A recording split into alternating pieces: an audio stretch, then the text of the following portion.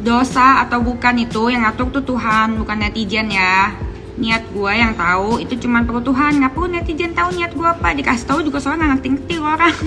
Kan gue udah bilang niatnya apa, biar nggak bolak-balik lagi. Udah dijelasin 1000 kali. Kalau masalah ke anaknya, gue udah pernah tanya sama bapaknya langsung. Kalau misalkan anak lu dapat laki kayak lu, apa, gimana? Jawaban dia adalah, oh ya nggak apa-apa kalau memang itu hidupnya. Gue sebagai bapak akan menjalankan, gue tidak akan menegur anak gue, tapi gue akan memberitahu ya memang inilah hidup.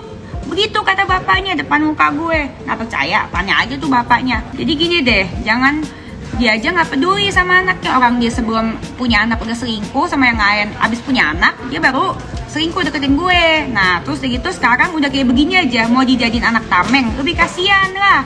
Ini ada kenyataan harus dihadapi oleh semua orang, semua salah.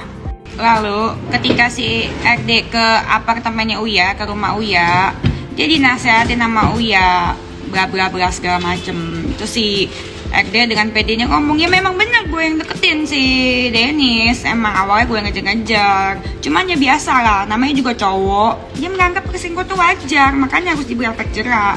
Kalau itu didiemin terus sama semua laki serengki terus gitu bilang, ya nggak apa-apa lah, namanya wajar cowok mau lo laki lo ngomong kayak gitu. Ya gue sih berani mengakui dan berani meminta maaf. Gue salah, gue gentle.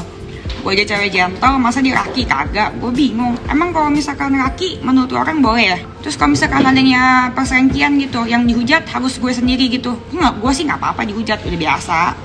Nggak terganggu juga mental gue. Masalahnya ini adalah suatu kebiasaan dan kewajaran yang harus diberantas. Ya, selingkuh ada terjadi karena laki sama cewek. Cewek dihujat, cowoknya juga harus lah. Kok nggak kebiasaan?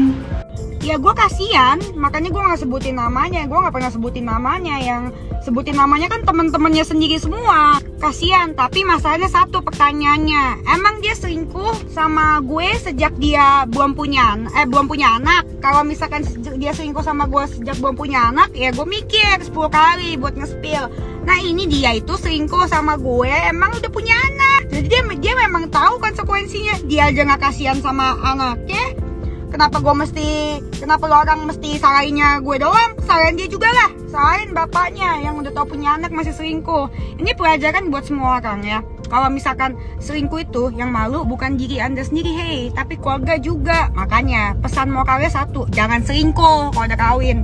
Jadi laki itu punya prinsip dong.